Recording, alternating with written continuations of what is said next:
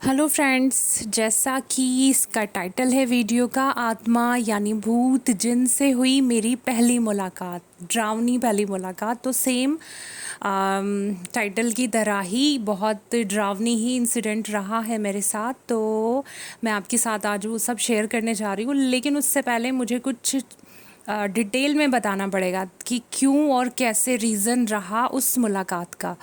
तो वो सब जानना ज़रूरी है, तभी वो बात समझ में आएगी ना डिटेल में। तो मैं बताती हूँ, मैं जिस घराने से हूँ, मेरे दादा परदादा मेरे वालिद सब के सब स्पिरिचुअल हीलर रहे हैं। तो वो क्या करते थे, हमारे यहाँ पे क्या होता था कि अगर किसी के भी ऊपर कोई भी बुरी आत्मा या कुछ भी ऐसा साया होता था, तो वो हमारे यहाँ पे आ जाते थे और वो हाजिर हो जाते थे। और बाकायदा पापा भी दादा भी बुलवा लिया करते थे, और फिर वो आत्मा बताती थी क्यों आई है, कैसे आई है, या जो भी वो प्रोसीजर होता था वो पापा हमारे, ये दादा वगैरह रहे, ये रिलीज़ करा देते थे। तो इसलिए बहुत सारे पूरे इंडिया में सब जगह से लोग आते थे हमारे यहाँ पे। तो बचपन में हम छोटे छोटे जब थे, तो एक पापा के क्लिनिक में एक विंडो थी, हम लोग वहाँ से देखा करते थे कि किसी के ऊपर भूत आ रहा है, भूत नहीं आ रही है, चुड़ैल आ रही है, जिन आ रहा है। तो बड़ा मतलब एक मज़ेदार लगता था उस टाइम देखने में ना, कि अरे उस पे भूत आ रहा है, वो चिल्ला रहा है। आस पड़ोस के बच्चे भी इकट्ठे हो जाते थे और हम मतलब एक एंजॉय करते थे। कभी ये नहीं सोचा कि नहीं ये भूत है, रियल वाला भूत है। लगता ही नहीं था कि ये रियल भूत है, ऐसा ऐसा लगता था कि ये सब ना ड्रामा है। जो भी मतलब जिनके ऊपर ये आ रहे हैं वो सब ड्रामा कर रहे हैं। कभी उसको सीरियसली हम लोगों ने नहीं लिया, एक एंजॉयमेंट की तौर पे ही हम लोग देखते थे। डर भी नहीं लगता था, क्योंकि जब भूत ऐसा लगता था ये है ही नहीं रियल कुछ भी, सब भूत भूत कुछ नहीं होता। और तो इसलिए डर भी नहीं लगता था। खैर, अब ज़िंदगी कहते हैं ना, बहुत सारे मोड़ लेके आ जाती है, चीज़ें कुछ क्लियर होती हैं। तो क्या रहा कि जो मेरे पापा हैं वो ये काम करते थे, मतलब रिलीज़ कराते थे सारी आत्माओं को। तो लेकिन कोरोना टाइम में पापा का इंतकाल हो गया। अब इंतकाल से पहले पापा ने ना, कहते हैं ना, जो सूफ़ी संत होते हैं उनको चीज़ों का पता चल जाता है कि हम जाने वाले हैं इस दुनिया से, तो उस गद्दी को, उस काम को किसी को सौंप के जाना होता है। यानी कि एक कोई ऐसी सोल को परमात्मा रब चुनते हैं, जिसके ज़रिए से, जिसको वो सारी पावर्स दी जाती हैं और जिसके ज़रिए से अपनी मखलूक को फैज़ पहुंचाना होता है। यानी कि कोई प्रॉब्लम में है तो उसको सॉल्व कर सके, वो उस इंसान को उतनी पावर्स देते हैं। तो मेरे जो पापा हैं, इंतकाल से पहले ना, मतलब मुझे बिठा लिया करते थे, बेटा बैठ जा, मैं तुझे कुछ सिखाना चाहता हूँ। अब सीखने का उतना इंटरेस्ट तो नहीं था, ये तावीज़ वगैरह या ये आत्माएं भूत प्रेत कुछ सीखने में इंटरेस्ट नहीं था मुझे। मुझे हाँ स्पिरिचुअलिटी में इंटरेस्ट था कि चीज़ों को जानना, ये चीज़ तो। लेकिन बस पापा के, कहते हैं ना, फर्माबरदार बच्चे की तरह मैं बैठ जाती थी कि ठीक है, मेरे पापा को अच्छा लग रहा है मतलब मुझे बताने में, मुझे सिखाने में, तो ठीक है, मेरा क्या जा रहा है, मेरे पापा खुश हो रहे हैं, मुझे कुछ नॉलेज मिल रही है। अब मैं पेन कॉपी लेके बैठ जाती थी, पापा मुझे बताते रहते थे कि बेटा ऐसे कर कि मतलब लिख, ये मैं जो है ना, मतलब ये वाला जो आयत है मैं ये पढ़कर इसलिए दम करता हूँ, ये इस बीमारी के लिए दम करता हूँ, मैं ये पानी पे पढ़ के दम करके देता हूँ। इस तरह से मुझे लिखवाते रहते थे, तो वो मुझे अच्छा लगता था कि ठीक है, मुझे इन चीज़ों की नॉलेज मिल रही है कि शिफ़ा है, इससे हम किसी को भी शिफ़ा दे सकते हैं। अब आत्माओं वगैरह का भी पापा मुझे बताते थे कि देख, मैं ये आयत या ये चीज़ पढ़ के आत्माओं को बुला लेता हूँ, उनको ऐसे लॉक कर देता हूँ और फिर उनको ऐसे मतलब पढ़ के उनको रिलीज़ करा देता हूँ। मैं भी खुशी खुशी लिखती रहती थी। अब लेकिन पता नहीं था ना ज़िंदगी में कब क्या चेंज आ जाए, और मुझे बिठा के वो बाकायदा मेरे सर पे हाथ रख के मुझे मेडिटेशन करवाते थे। और सभी अपनी जो स्पिरिचुअल जो चीज़ें उनकी होंगी, वो सोल्स, उनको सबको वो बुलाते थे, बोलते थे कि ये मेरी बेटी है, और मतलब मैं अपनी बेटी को ये सारा फैज़ दे रहा हूँ। मुझे उस टाइम सीरियस नहीं लगता था सब कुछ, कि मेरे पापा हैं और वो कर तो रहे हैं, मुझे किन चीज़ों की ज़रूरत नहीं है। लेकिन जब कोरोना टाइम में पापा का इंतकाल हुआ, तो अब कौन पापा का क्लिनिक संभालेगा, ये ज़िम्मेदारी आ गई। भाई अपना बिज़नेस करता था और साथ में फिर रही मैं। तो अब ये हुआ कि ठीक है इस्तिखारा किया जाए। इस्तिखारा कहते हैं कोई चीज़ अगर हमें जाननी हो कि क्या सही है क्या गलत है, वो इस्तिखारा किया जाता है।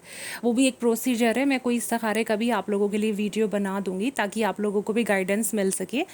तो अब जब इस्तिखारा बार बार किया गया, उसमें हर बार मेरा नाम आ रहा था, क्योंकि ऐसा होता है ना, परमात्मा और रब ने चुना होता है उस बंदे को जिसको वो सारी पावर्स दी जाती हैं ताकि ये दुनिया में फैज़ पहुंचा सके। इसके हाथ में वो ताकत है। तो मेरा नाम बार बार आया तो समझ में आ गया कि इस गद्दी और यानी कि इस क्लिनिक को संभालने के लिए परमात्मा ने, रब ने बेटी को चुना है।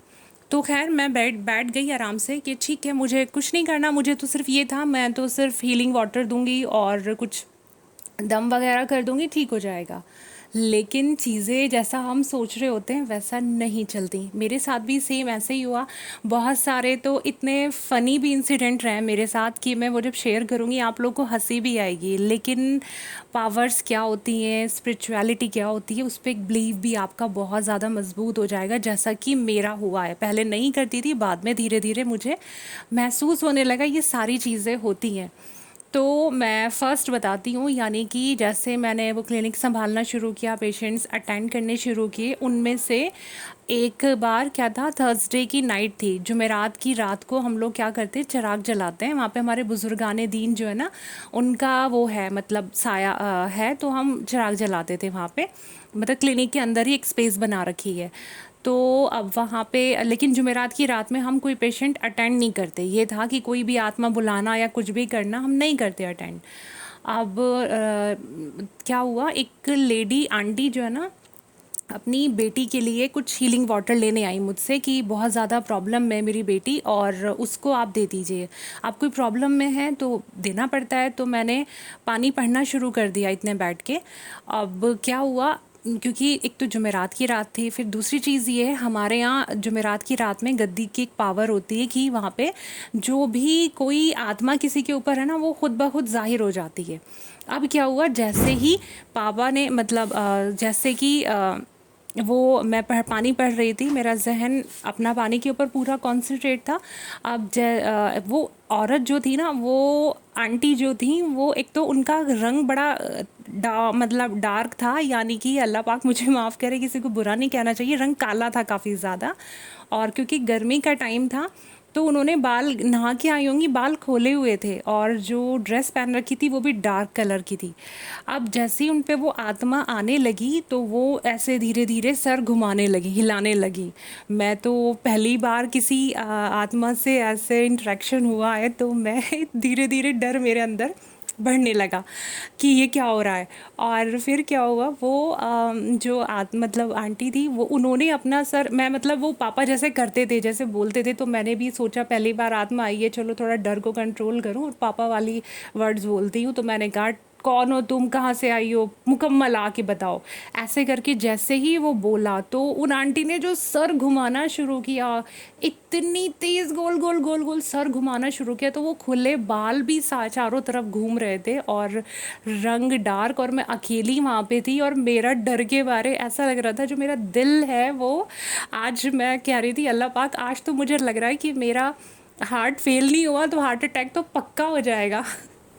तो क्योंकि एक तो रात का वक्त, अंधेरा, नहीं सॉरी, अंधेरा तो नहीं था, रात का वक्त था, लेकिन रात में एक इन चीज़ों से ज़रा एक खौफ आता है ना। और वो आंटी का रंग इतना डार्क, बाल खुले हुए ऐसे ऐसे जैसे घूमने लगी, जैसे जैसे वो बालों को घुमा रही थी, मेरा दिल की धड़कनें बढ़ती जा रही थी, बढ़ती जा रही थी। तो मैंने सोचा, उस टाइम एकदम मेरे मोमेंट मेरे जहन में आया कि अगर मैं इतना डरती हूँ तो मैं ये सब चीज़ें संभाल कैसे पाऊँगी। तो फिर मैंने खैर धीरे धीरे अपना कंट्रोल किया अपने डर के ऊपर, और फिर मैंने सोचा अब इस आत्मा का क्या किया जाए, कैसे भी करके इसको भगाना है, बस अब मैं कंट्रोल नहीं कर पा रही हूँ। तो मैंने उस बोला कि ठीक है, आप जाइए जाइए, अभी फ़िलहाल जाइए, हम आपसे बाद में बात करेंगे, और मैं तुम्हें हुक्म देती हूँ, तुम चली जाओ, ऐसे करके बोला। तो वो उस टाइम आत्मा चली गई। तो अब चली तो गई खैर, लेकिन जब वो आंटी मतलब धीरे धीरे ठीक होना शुरू हुई, लेकिन मुझे तब भी उनसे बड़ा खौफ आ रहा था।